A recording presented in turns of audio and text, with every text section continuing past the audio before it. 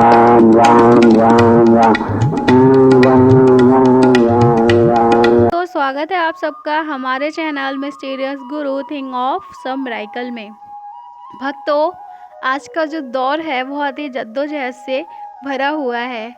वो इसीलिए क्योंकि हर किसी को सफल होना है, हर कोई सफलता की रेस में दौड़ रहा है और हर कोई हर किसी से आगे निकलता जा रहा है।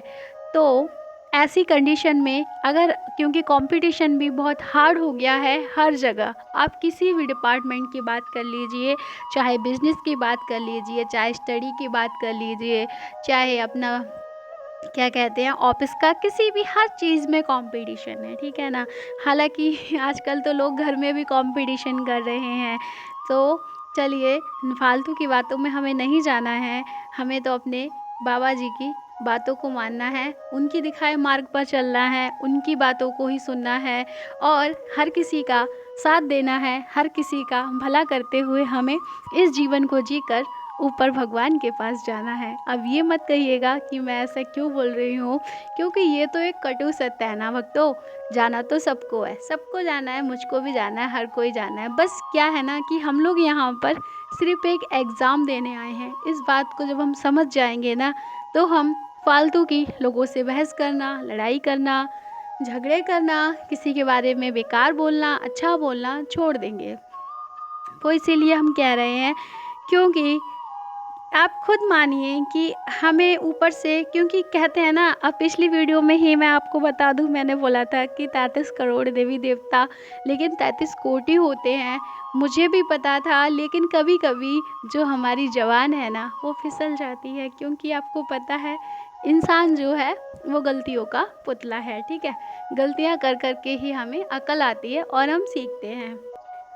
तो जैसे कि हम सब लोग जानते हैं कि हमें मानव का जो जीवन है वो 84 लाख योनियाँ पूर्ण करने के बाद प्राप्त होता है। तो हमें मानव का जीवन इतनी योनियाँ प्राप्त करने के बाद इसीलिए प्राप्त होता है कि हम अच्छे कर्म करें, सबको भगवान की राह पर जोड़ें और हर किसी की हेल्प करें जिसे ज़रूरत है, और सबको ले मिलकर, मतलब आपस में सबको साथ लेकर चलना है। और हमें इस एग्ज़ाम में अच्छे मार्क्स लाने हैं।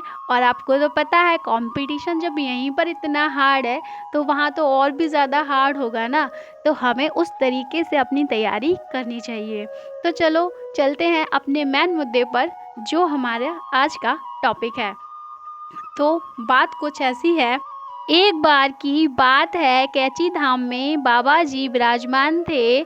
बहुत से भक्तगण बाबा जी के शरण में बैठे थे। वह सभी अपने अपने प्रश्नों को एवं अपने अपने प्रसंग एवं अपनी अपनी समस्याओं को बाबा जी के समक्ष रख रहे थे और बाबा जी का आशीर्वाद प्राप्त करके अपने अपने घर की ओर वापस लौट रहे थे। इतने में एक विद्यार्थी बाबा के पास आया और बाबा को हाथ जोड़कर उसने प्रणाम किया और कहा, महाराज जी, मैं बहुत मेहनत करता हूँ और इतने अच्छे से पूरे साल पढ़ाई भी करता हूँ, कोचिंग्स भी जाता हूँ, सारी मतलब जितनी भी इफ़ेक्ट्स हैं सारे डालता हूँ, लेकिन फिर भी मुझे सफलता अर्जित नहीं हो पा रही है। बाबा ने बालक के प्रश्न का प्रति उत्तर देते हुए कहा, तुम इतनी मेहनत तो अवश्य करते हो, परंतु इस मेहनत में जो कार्य रंग लाएंगे तुम वही कार्य नहीं करते हो। बालक ने पूछा, बाबा वह कौन से कार्य हैं? बाबा ने पुनः प्रति उत्तर देते हुए कहा, वह 3 कार्य हैं। बालक ने बड़े ही उत्सुकता से पूछा, महाराज जी बताइए मुझे वह 3 कार्य कौन कौन से हैं? बाबा ने कहा, पहला कार्य तो यह है कि अपने माता पिता की आज्ञा का हमें हमेशा पालन करना चाहिए। यदि हम ऐसा नहीं करते तो हमें कभी भी सफलता की प्राप्ति नहीं होती। जिसके साथ माता पिता एवं गुरु का आशीर्वाद होता है वह किसी भी बड़े से बड़े लक्ष्य को कम मेहनत और आसानी से प्राप्त कर लेता है। दूसरा कार्य है मित्रों से झूठ एवं चोरी, यानी छल और कपट।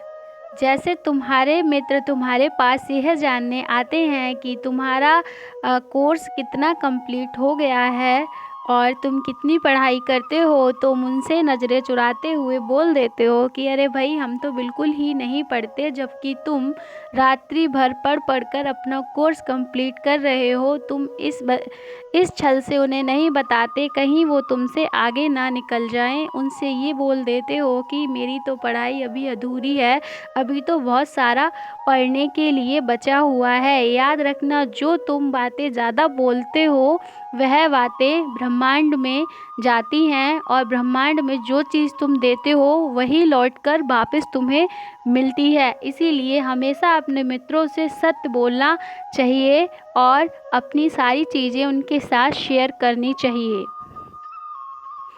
तीसरा सबसे महत्वपूर्ण कार्य है सेवा भाव।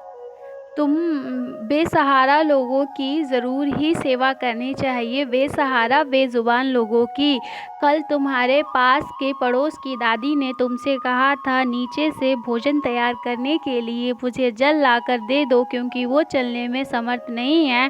तुमने उनकी सहायता नहीं की। साथ ही जो गाय पहाड़ी से गिर गई उसको भी तुमने देखा नहीं, ना ही उसे कुछ खाने को दिया। वो भूखी प्यासी वहाँ व्याकुल बैठी है।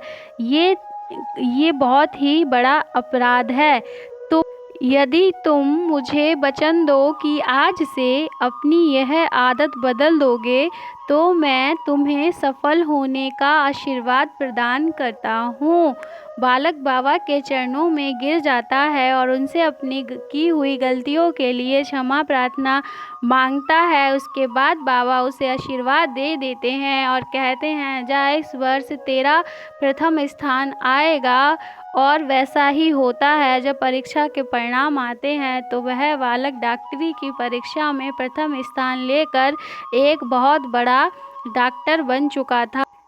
तो दोस्तों, देखा आपने, ऐसे थे हमारे श्री महाराज जी, जो कि अपने बच्चों की, अपने भक्तों की पल पल की खबर रखते हैं कि उसने कहाँ क्या किया है, कहाँ क्या नहीं किया है। तो आप कभी भी अपने दुखों को लेकर ऐसा मत सोचना कि बाबा कुछ देख नहीं रहे हैं, कुछ सोच नहीं रहे हैं। उन्हें सब पता है। बस वो या तो तुम्हें कोई सबक सिखाना चाहते हैं या तुम्हारे लिए उससे भी कुछ अच्छा करना चाहते हैं। वो चाहते तो उस बालक को वो ऐसे ही आशीर्वाद दे देते थे, लेकिन उन्होंने उन्हें अच्छी रास्ता दिखाई ताकि वो आगे चलकर अच्छे कार्य कर सके और एक अच्छा इंसान बने। स्वर्ग से सुंदर सपनों से प्यारा बाबा तेरा द्वार, स्वर्ग से सुंदर सपनों से प्यारा बाबा तेरा द्वार।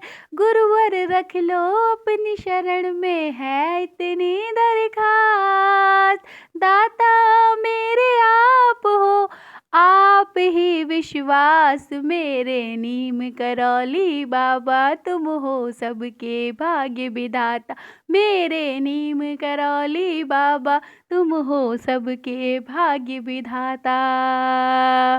राम राम भक्तों, इसी के साथ मिलेंगे बाबा के एक और नए चमत्कार से भरे वीडियो के साथ। तब तक अपना प्यार बनाए रखिएगा और बाबा की जयकारे लगाते रहिएगा। कमेंट में जय श्री राम लिखना ना भूलिएगा। और हमसे कोई अगर भूल हो गई हो तो उसके लिए आपसे हाथ जोड़कर क्षमा याचना, कृपया माफ़ कर दीजिएगा।